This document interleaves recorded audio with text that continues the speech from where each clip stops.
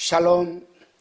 오늘도 하나님의 말씀과 기도로 하루를 시작하는 성도 여러분들에게 하나님의 은혜와 주님의 평강과 성령의 인도하심이 함께 하시는 하루가 되시기를 바랍니다. 오늘은 이사야 8장 1절로 22절의 말씀을 나누도록 하겠습니다. 어제 제가 7장에서 말씀을 나눈 것처럼 7장 10에서 12장까지는 임마누엘장으로 불린다고 말씀을 드렸습니다. 이 부분은 주로 아수르의 침략과 압제 중에 나타나는 구원의 표징으로서 임마누엘 예언에 대해 말해주고 있는 것입니다. 본문 1절로 4절 말씀을 읽겠습니다. 여호와께서 내게 이르시되 너는 큰 서판을 취하여 그 위에 통용문자로 마헬셀렐 하스바스라 쓰라. 내가 진실한 증인 제상 우리야와 예베레기야의 아들 스가랴를 불러 증거하게 하리라 하시더니 내가 내 아내와 동침하며 그가 잉태의 아들을 낳은지라. 여호와께서 내게 이르시되 그 이름을 마헬셀렐 하스바스라 하라.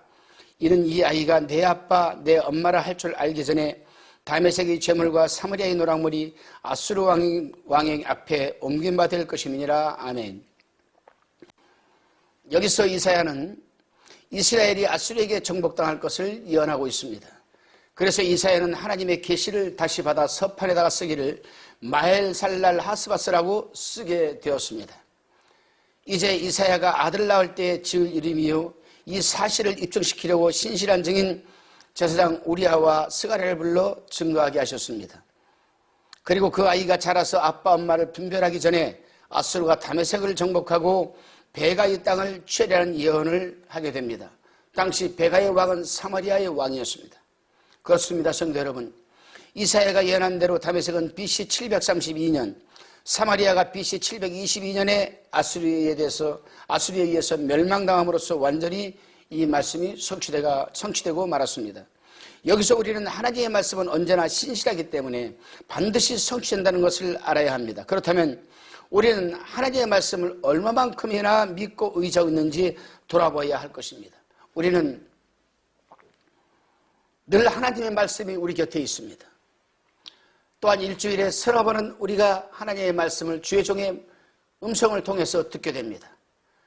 하지만 우리는 그 읽고 들을 때만 하나님의 말씀을 믿고 신뢰하고 아멘으로 화답하지만 과연 우리가 살아가는 삶의 현장에서는 얼마나 하나님의 말씀을 우리가 믿고 의지하고 적용하며 살아가는지 우리는 한번 돌아봐야 할 것입니다. 하나님의 말씀을 우리가 로고스라고 합니다. 이 로고스란 자체는 예수란 그 실체를 얘기합니다. 말씀이 곧 하나님 말씀이라는 것입니다. 그렇기 때문에 하나님 말씀이 늘 우리 곁에 있는 것은 어떻게 보게 되면 하나님이 살아계신 하나님이 우리 곁에 있는 것과 동일한 것입니다.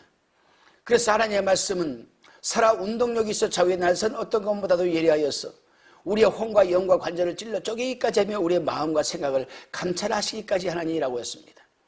우리가 하나님의 말씀을 듣게 될 때에 그 말씀을 우리 삶에 적용시키게 될 때에 그 말씀이 내 속에 들어와서 그 말씀이 내 마음과 생각을 감찰하는 지경까지 우리가 가야 됩니다.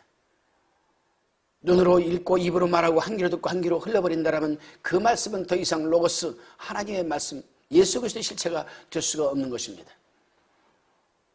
그렇기 때문에 말씀을 읽기 전에도 우리가 기도합니다. 성령 하나님, 내가 이 시간 하나님의 말씀을 읽게 될 때에 듣게 될 때에 우리 성령 하나님께서 저희 눈을 조명하여 주시고 감동을 하여 주셔서 오늘 살아가는 삶의 지팡이가 되게 하옵소서. 빛이 되게 하옵소서. 능력이 되게 하옵소서. 열매가 되게 하옵소서. 이러한 간절한 기도와 함께 내 속에서 내주하시는 성령이 어떻게 조명할 건지를 기대하며 말씀을 읽고 감동이 되는 그 말씀은 우리 신비의 세계에서 살아가는 삶의 현장에 우리가 그 말씀에 열매 맺도록 살아가는 것이 정도의 삶입니다. 본문 5절로 10절의 말씀입니다. 여호와께서 다시 내게 일러 가라사대 이 백성이 천천히 흐르는 실로아물을 버리고 르신과 르말리아의 아들을 기뻐하나니 그러므로 내가 흉용하고 창일한 큰 하수 곧 아수르 왕과 그의 모든 위력으로 그들 위에 덮을 것이라. 그 모든 곳에 차고 모든 언덕에 넘쳐 흘러 유다에 들어와서 창이라고 모에까지 미치리라. 임마누엘이여 그의 피는 날개가 내 땅에 편만하리라 하셨느니라. 너희 민족들아 후원하라. 필경 패망하리라. 너희 먼 나라 백성들아 들을지어다. 너희 허리를 동이라. 필경 패망하리라. 너희 허리에 띠를 띠라. 필경 패망하리라. 너희는 함께 도모하라. 필경 이루지 못하리라. 말을 내어라. 시행되지 못하리라. 이런 하나님이 우리와 함께 하심이니라. 아멘. 여기서 유다 나라가 아수르에게 멸망당할 이유를 밝히고 있습니다. 하나님은 분명한 의지를 가지고 유다를 징계할 것을 확실하게 말하고 있습니다. 패망하리라, 패망하리라, 패망하리라. 3번씩이나 하나님이 강조하고 있는 이 말씀 속에는 하나님의 분명한 굽힐 수 없는, 돌이킬 수 없는 유다에 대한 징벌에 대한 의지가 지금 드러나고 있습니다. 하나님께서는 유다 나라가 세상 세력을 의존하고 하나님을 불신앙하는 죄를 꾸짖었으니 그때 유다는 아람 왕 르신과 에브라임 왕 베가의 세력을 부러워하였습니다.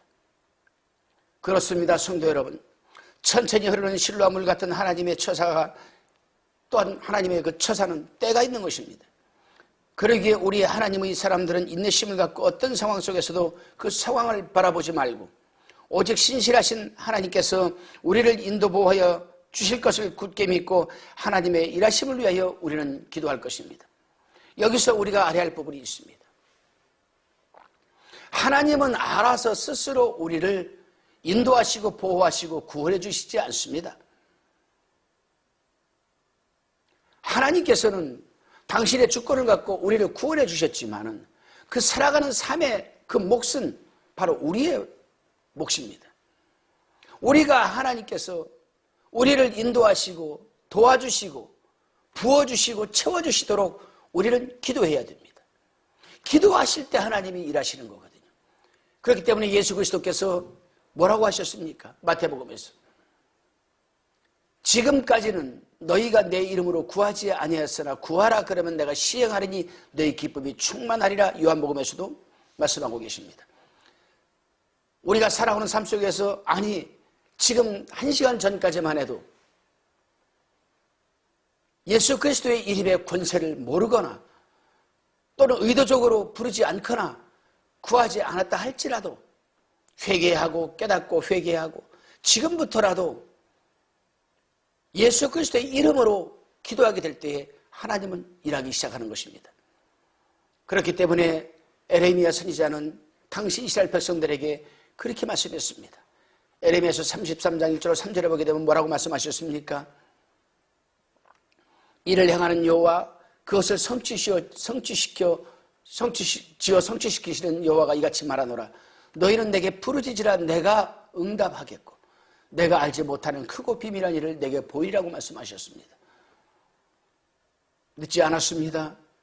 지금부터라도 우리는 예수 그리스도, 나를 위해서 구원하시고 나를 위해서 희생하시고 나를 위해서 돕기 위해서 일하고 계시는 예수 그리스도, 그분의 일하심을 기대하고 그분의 이름으로 기도하시기를 바랍니다. 하나님께서는 분명히 유다 왕에게 말씀하셨습니다. 아수르도 필경 망할 것이라고. 9절에 보니까 너희 민족들아 후원하라 필경평화라고 하셨는데 여기 후원하다라는 말은 모인다라는 뜻으로 너희가 수없는 군사들로 모여들어도 패망할 것이라는 뜻입니다. 그렇습니다. 여러분, 세상의 역사가 하나님의 뜻에 따라 움직이는 만큼 전쟁 또한 하나님의 손에 달려있다라고 잠언서 21장 31절에서 말하고 있습니다. 이 세상의 그 어떤 것으로도 하나님의 작정과 하나님의 섭리와 하나님의 계획을 무너뜨릴 수는 없습니다. 또한 이길 수도 없습니다. 단지 우리 하나님의 백성들이 우리의 죄값으로 치료할 것은 치르지만은 회개하게 될 때에 하나님께서는 그 부분을 넉넉하게 용서해 주십니다. 본문 11절에서 15절 말씀입니다. 여호와께서 강한 손으로 내게 알게 하시며 이 백성의 길로 행치 말 것을 내게 경성시켜 가라사대 이 백성이 맹약한 자가 있다 할지라도 너희는 그 모든 말을 따라 맹약한 자가 있다 하지 말며 그들이 두려워하는 것을 너희는 두려워하지 말며 놀라지 말고 만군의 여호와 그를 너희가 거룩하다 하고 그로 인하 너희 두려워하며 놀랄 자를 삼으라. 그가 거룩한 피할 곳이 되리시라.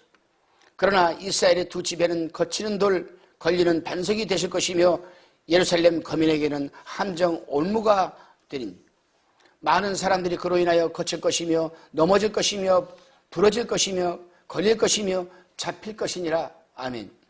하나님께서 이사야에게 그 백성과 같이 적군의 내습을 두려워하지 말 것을 말씀하시는 가운데에 하나님의 거룩하심만 믿고 하나님을 경외하며 신뢰할 것을 권고하십니다. 저는 구약성경을 읽고 연구하면서 참 이해 안 되는 부분이 한 가지가 있습니다. 하나님께서는 수없는 이스라엘의 역사 가운데에서 이스라엘 백성들이 위기에 처할 때마다 신실한 주의 종을 내세워 말씀을 듣게 하고 깨닫게 하고 순종할 때에 구원하여 주시고 불순종할 때에 하나님 징계를 하신 역사가 구약성경 곳곳에 나타나고 있습니다. 그럼에도 불구하고 이스라엘 백성들이 환난에 처하게 될 때에 그 환난에 처하게 될 때에 징계받는 몫은 이유는 하나님이 아닙니다. 그들이 지은 죄에 대한 대가거든요. 그렇다면 당연히 구약에 점철된 구약 역사에 나타난 하나님의 일하심과 구원하심, 인도하심, 보호하심을 믿고 신뢰하며 하나님 품으로 돌아서 회개하고 깨닫고 회개하고 하나님을 구하여야 함에도 불구하고 세상적인 강한 나라, 군대가 강한 나라를 의지한다는 것은 하나님 입장에서 보게 되면 이해가 안 되는 부분이기도 하겠지만은 그들은 벌받을 수밖에 없었던 이유 중에 하나였습니다. 그렇습니다. 성도 여러분, 하나님은 우리의 피난처가 되시기 때문에 전쟁 아닌 그 어떤 형편에서도 우리는 두려워할 필요가 없습니다. 하지만 우리가 그렇게 담대해지기 위해서는 거치는 돌이 되어서도 안 되고 걸리는 반석이 되어서도 안 되며 내 스스로가 빠질 함정을 우리가 만들어서도 안 됩니다. 또한 올무를 두어서도 안 되는 것입니다. 왜냐하면 내가 만든 그것들로 인하여 내가 넘어지고 내가 부러지고 걸리며 잡히게 될 것이기 때문입니다. 그러기에 나는 지금 내 스스로가 그러한 것들에게 묶여있지는 않는가 생각해 보아야 합니다. 나는 내가 하나님을 섬기면서 내가 만든 올무에 내가 지금 빠져있지 않는가. 나는 내가 신앙생활을 영위하면서 내가 만든 덫에 내가 지금 걸려있지는 않는가. 우리 스스로가 만들어 놓은 곳에 우리 스스로가 걸려 넘어지는 들 누가 구원해 줄 수 있겠습니까? 자신밖에 구원할 자가 없습니다. 이 말의 의미는 자기만이 이 덫에 빠지고 올무에 빠진 그 근원을 알고 있다는 겁니다. 더 중요한 것은 하나님은 그것을 미리 우리가 덫을 만들기 전에 덫에 빠지기 전에 올무에 걸리기 전에 하나님께서 그러한 짓을 하지 말아라. 네가 덫을 만들고 올무를 만들면 네가 거기에 빠진다라고 하나님은 수차례 경고를 하셨다라는 사실입니다. 그래도 늦지 않았습니다. 우리 살아계신 하나님, 그 하나님에게 우리의 잘못을 토로하고 깨닫고 회개하며 하나님 도와주옵소서. 다시는 이러한 올무를 만들어내지 않겠습니다. 다시는 내가 이러한 덫에 걸리지 않도록 하겠습니다 라는 결단과 그러한 삶을 살아낼 때에 하나님은 그 덫을 제하여 주시고 그 올무를 풀어주시는 것입니다. 본문 16절로 22절 말씀입니다. 너는 증거의 말씀을 싸매며 율법을 나의 제자 중에 봉합하라. 이제 야곱 집에 대하여 낯을 가리우시는 여호와를 나는 기다리며 그를 바라보리라. 보라, 나와 및 여호와께서 내게 주신 자녀들이 이스라엘 중에 징조와 예표가 되었나니 이는 시온산에 계신 만군의 여호와께로 말미암은 것이니라. 혹이 너희에게 고하기를 지절거리며 속삭이거리는 신접한 자와 마술사에게 물으라 하거든 백성이 자기 하나님께 구할 것이 아니냐. 산자를 위하여 죽은 자에게 구하겠느냐 하라. 마땅히 율법과 증거의 말씀을 쫓을지니 그들이 말하는 바라 이 말씀에 맞지 아니하면 그들이 정령의 아침빛을 보지 못하고 이 땅으로 헤매며 곤고하며 줄일 것이라. 그 줄일 때에 번조하여 자기의 왕 자기 하나님을 저주할 것이며 위를 쳐다보거나 땅을 굽어보아도 환난과 흑암과 고통의 흑암뿐이니 그들이 심한 흑암 중으로 쫓겨 들어가리라. 아멘. 이제 하나님께서는 이사야에게 예언한 대로 성취될 것을 지금 말씀하고 계십니다. 하나님께서 이사야에게 그의 증거의 말씀을 일러주시면서 아수르는 필경패하고 유다의 남은 백성에게는 구원의 소망이 있으리라는 말씀을 그때의 경건한 무리 가운데 임봉해 두라고 하십니다. 여기서 경건한 무리가 누굽니까? 바로 이사야의 말씀, 곧 하나님의 예언의 말씀을 듣고 경각심을 갖고 깨닫고 자기 자신을 돌아보면서 회개하는 이사야와 그의 제자들을 말하는 것입니다. 하나님께서 이사야에게 그렇게 부탁하신 이유는 그때 일반 민중이 그의 말씀을 신중하지 않았다 할지라도, 받아들이지 않았다 할지라도 필경 그 말씀이 성취될 날은 확실히 임하시기 때문입니다. 하나님의 말씀은 진리입니다. 비진리는 세상의 역사와 조류가 바뀔 때마다 비진리도 바뀔 수가 있겠지만 하나님의 말씀은 세상 조류가 뒤바뀌어도 하나님의 말씀은 변하지 않습니다. 우리에게 1600년의 성경의 여러분 이 역사를 한번 연구해 보십시오. 어쩌면 그렇게 세상이 생명대로 되어가는지 참 하나님의 말씀이 아니고는 인간이 쓴 책이라고는 도저히 믿어지지가 않습니다. 하나님의 말씀이기 때문에, 하나님이 하신 말씀이기 때문에 진리가 되는 것이고 이 세상 역사는 그 진리대로 이루어져 가는 것입니다. 그렇습니다. 성도 여러분, 이사야는 다른 사람들은 믿지 않을지라도 자신은 그 말씀이 성취될 것을 믿고 확실하고 기다린다라고 지금 말하고 있습니다. 바로 이것이 믿음입니다, 여러분. 왜냐하면은 믿음이 뭡니까? 히브리서 11장 1절에 보게 되면 믿음은 바라는 것들의 실상이요 보지 못하는 것들의 증거라고 말하고 있습니다. 내가 바라고 있는 것들이 하나님께서 반드시 내게 이루어 주실 것을 믿는 것. 나는 보지 못했지만 본 것처럼 믿고 살아가는 것. 이것이 믿음이 아니겠습니까? 바로 이 부분 때문에 또 이 부분대로 그대로 행하였기 때문에 아브라함이 믿음의 조상이 되는 것입니다. 하지만 믿음은 모두의 것이 아닙니다. 수많은 사람들이 믿음 하지만 오직 이사야와 같은 믿음이 역사하고 성취하는 믿음이 바로 믿음입니다. 그래서 우리가 고린도전서를 보게 되면은 9장을 보게 되면 은사장에서 성령이 또 어떤 이들에게는 믿음을이라고 말하고 있습니다. 어떤 이들 아무나 이 믿음을 갖지는 못합니다. 은사에 속하는 믿음입니다. 이 은사적인 믿음이 우리를 부유하게 하고 우리를 열매 맺게 해주시는 겁니다. 하나님께서 창세전에 우리를 선택한 이 구원의 믿음은 보편적인 믿음이라 하면 이 은사장에 나타난 고린도전서 9장에 나타난 이 믿음은 바로 여러분 은사적 차원의 믿음입니다. 우리는 은사적 차원의 이 믿음을 위해서 하나님께 기도해야 됩니다. 하나님 믿게 해 주십시오. 어찌 보면 이러한 기도가 정석인 기도가 아닐까 생각을 합니다. 아무나 믿을 수는 없습니다. 그러니 성령께서 어떤 이에게 믿음이라고 말하고 계시겠죠. 바로 히브리서 11장 1절에 나타나는 이 믿음, 바라는 것들의 실상이고 보지 못하는 것의 증거를 할 수 있는 이 믿음, 이러한 믿음이 오늘 이 말씀을 듣는 또한 나누고 계시는 성도 여러분의 믿음이 되시기를 주님의 이름으로 축원합니다. 기도하겠습니다. 주님, 세상의 것들은 시대에 따라 변하지만 하나님의 말씀은 진리이기에 수십 년이 지나도 변하지 않고 때가 오면 그 진리의 말씀이 다 성취되어지는 것을 역사를 통해서 알게 되었습니다. 하오니 이사야와 같은 믿음을 소유하게 하옵소서. 감사드리오며 예수님의 이름으로 기도드리옵나이다. 아멘.